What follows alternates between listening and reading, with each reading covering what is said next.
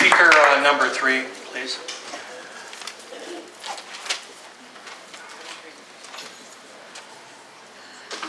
George Buzzetti, Director of Policy, Congress of Racial Equality of California. I second everything this gentleman has said. He knows what he's doing.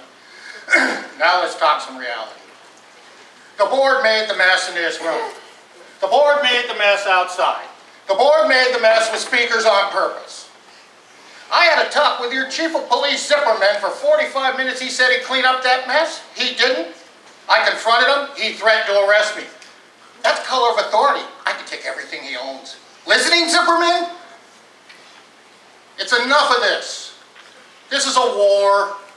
You can't reason with people that won't be reasoned with the previous 4. Let's get real here. Now, as my friend Celeste King IV's grandfather taught him, Celeste King II, I hear real good, but I see a whole lot better. So you can talk all this jive you want. Show me the beef. And you haven't done this yet.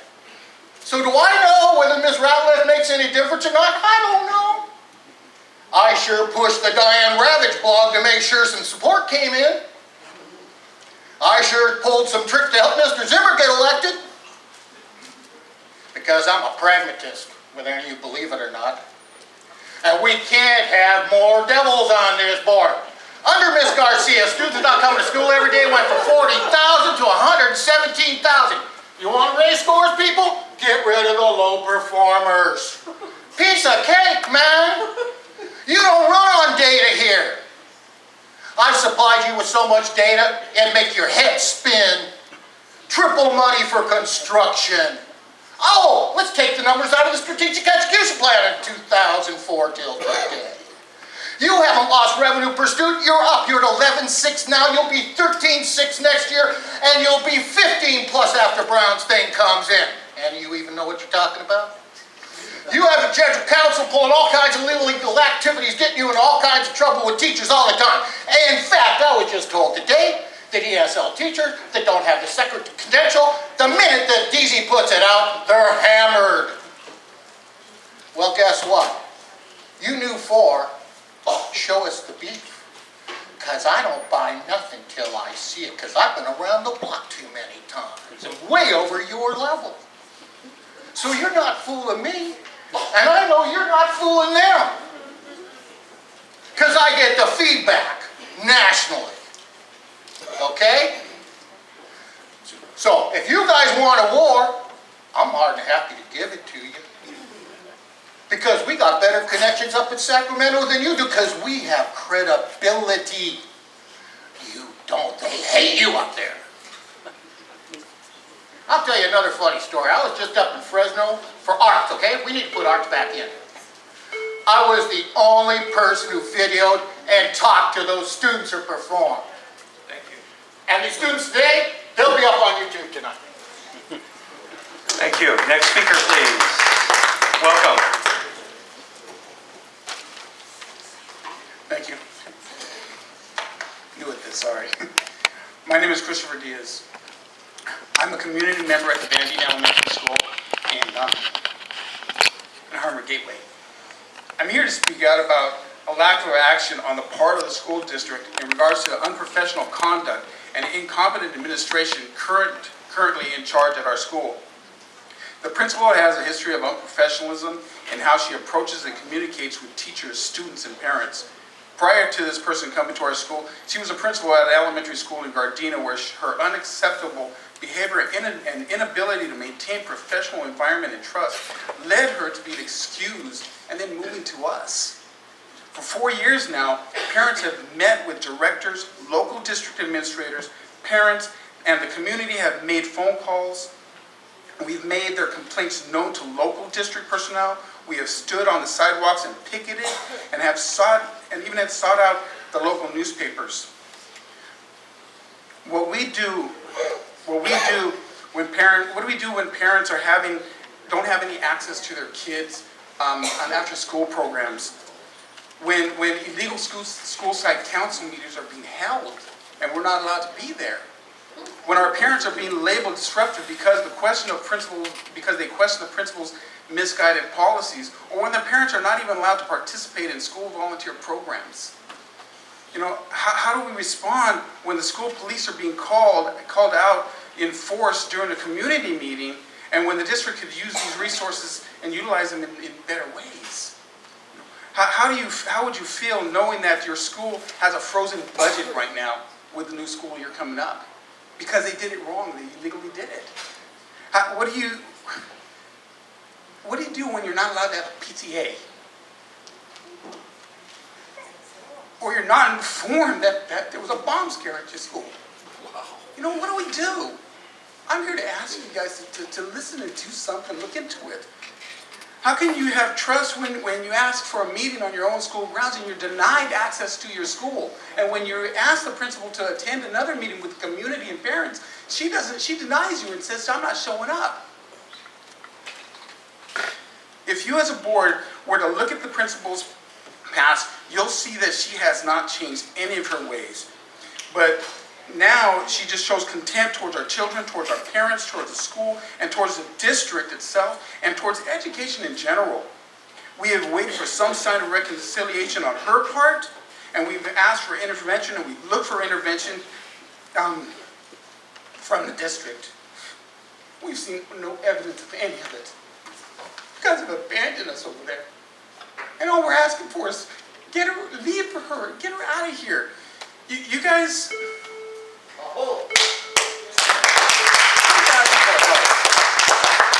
Look into it, please. That's all I'm asking. Wow. Thank you.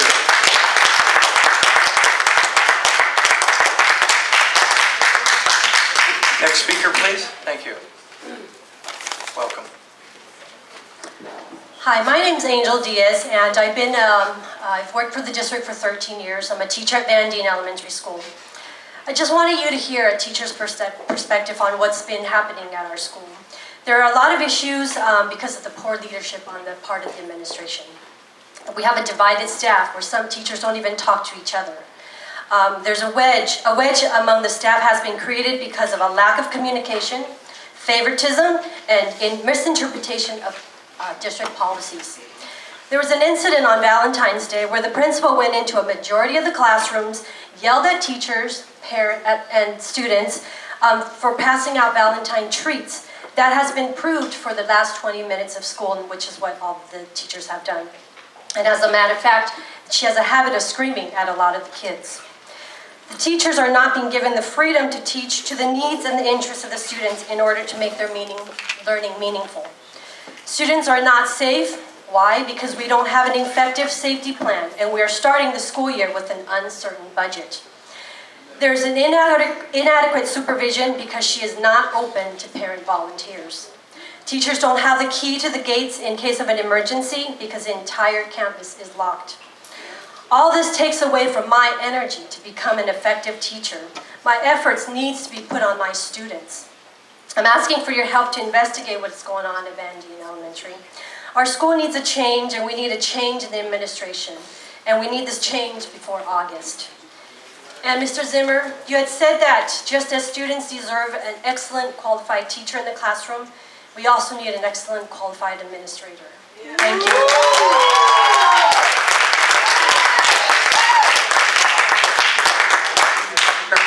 Please come on down.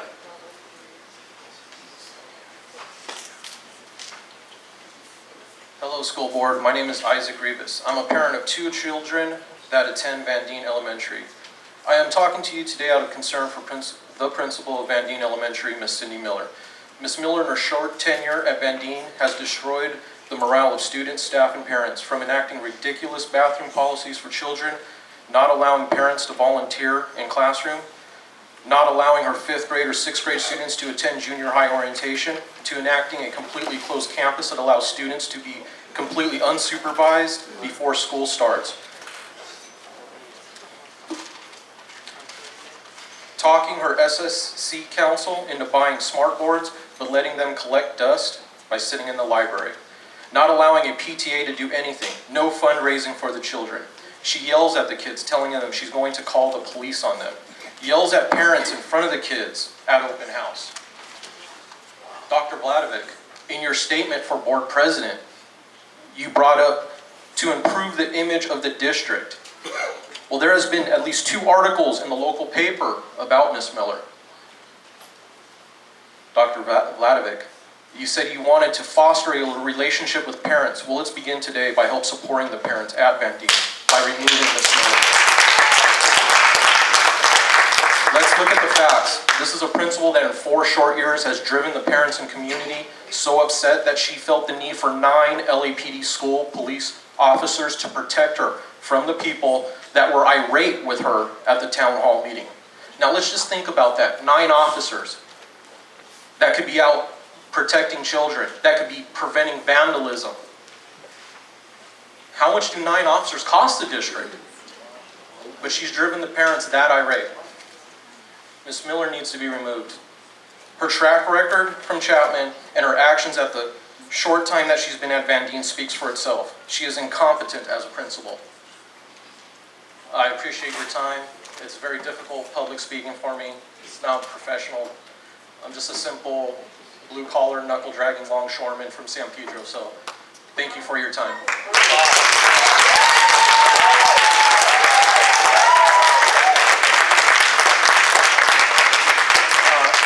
Mr. Wallace, just 1 second. I'd like Dr. Dacey to respond to the concerns of the parents, okay? No, you don't have to come up. He'll respond to all of you.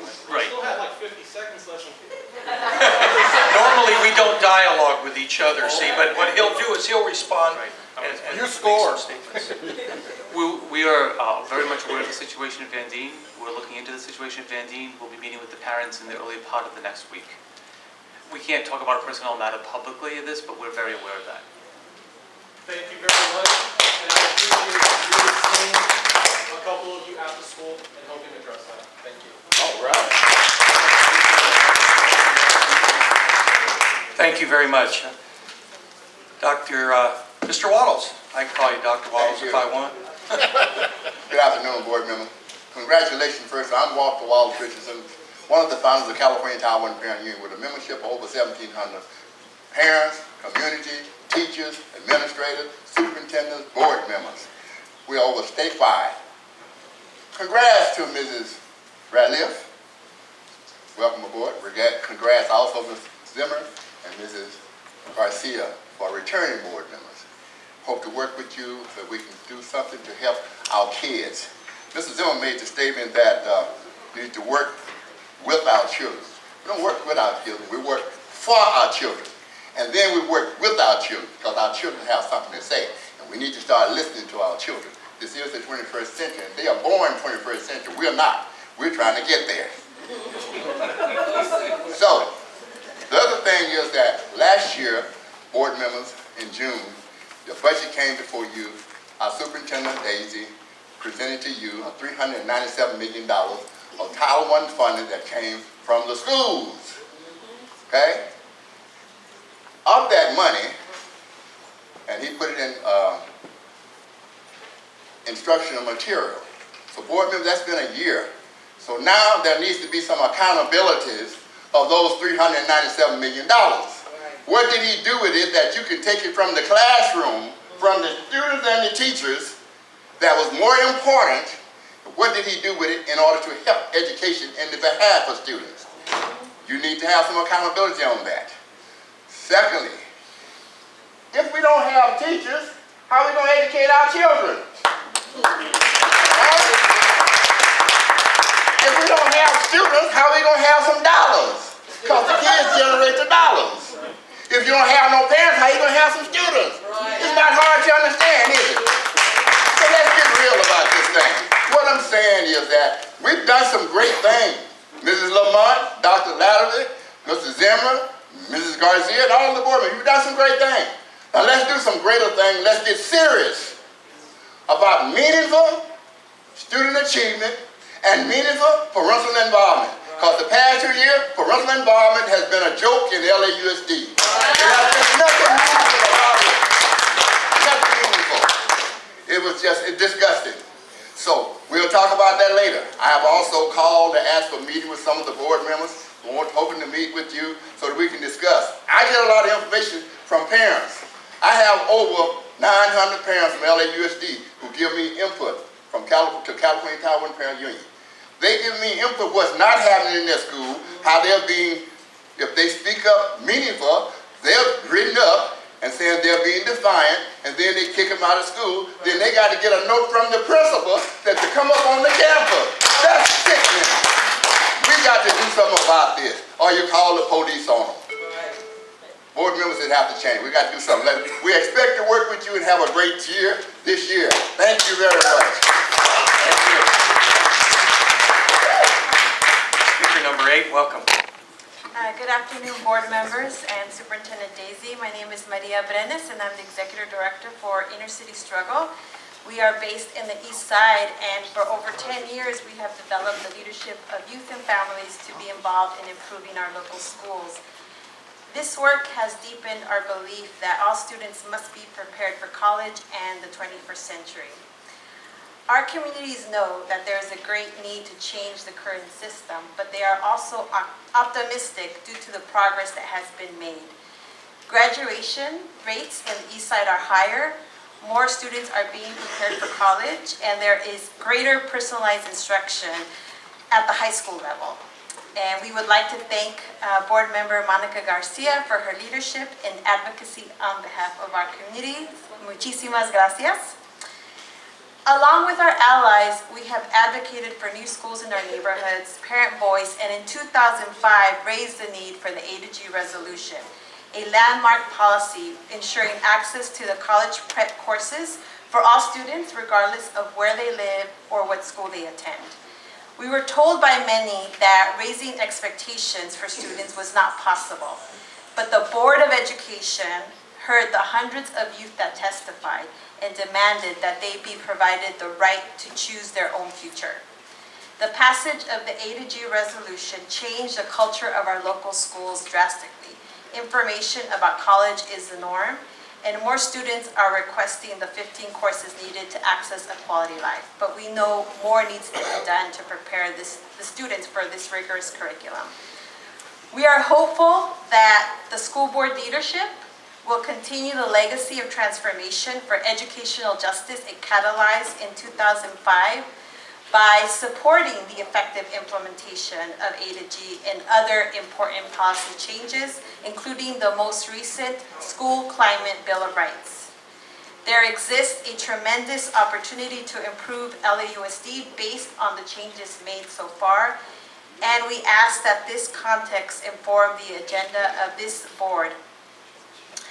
We will continue to lift up the voices of our communities and look forward to working with each of you moving forward. Thank you so much. Welcome.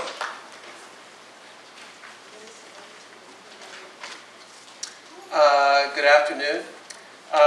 My name is Matthew Kogan. I teach ESL to adults at Evans Community Adult School. And I'm going to be speaking about something besides adult ed today.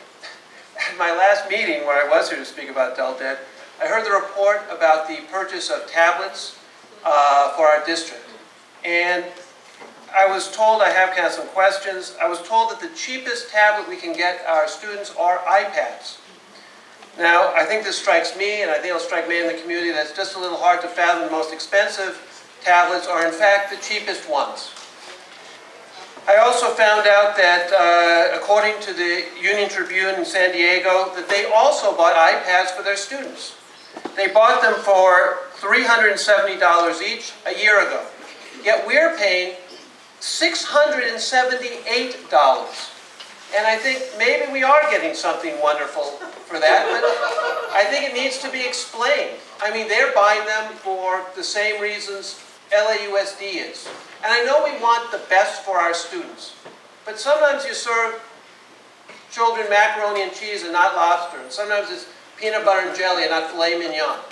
And for a program that's going to cost this district $600 million, so the difference between what we're paying in San Diego is about $300 million. I heard Mr. Aquino said he was in awe of the process. That process should be transparent. We're told that we need to pay so much because of the programs put on. They only work well with iPads. Well, there's Apple. There's something wrong there. I'm wondering if we're really negotiating with also the program producers to get the best deal we can. It sounds like we're paying top dollar for the most expensive tablet we can. And as my union president, Warren Fletcher, said, it seems like nothing's too small for pet programs of this building. But it's not going to appear to the public that this district is good stewards of their tax dollars when we're buying an iPad for every student.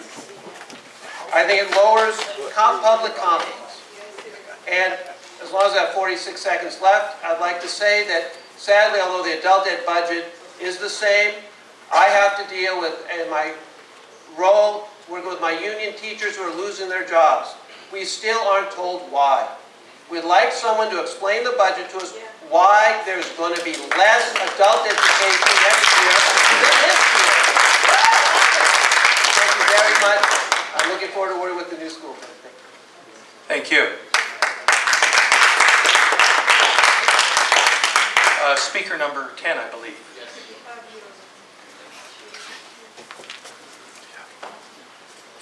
Buenas tardes. Buenas tardes, señor Richard. Yes, sir.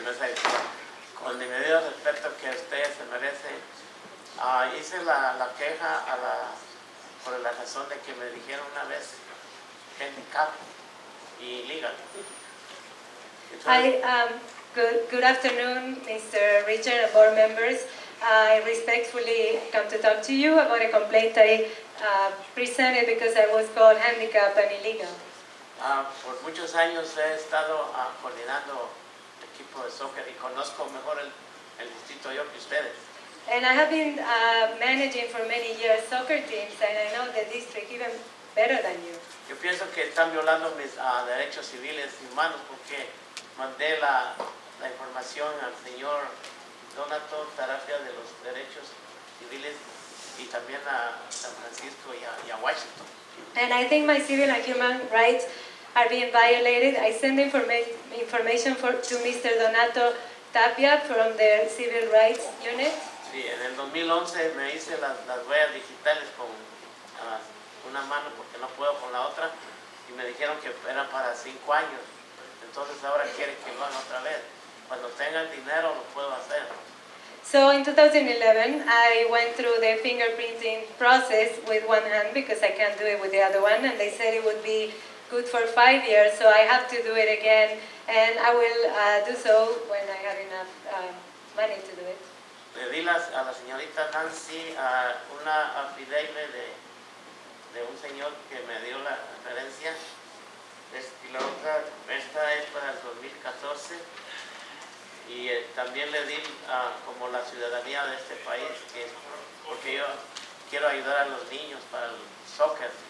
I gave Mrs. Nancy an affidavit, and also I have references here, and I got the information of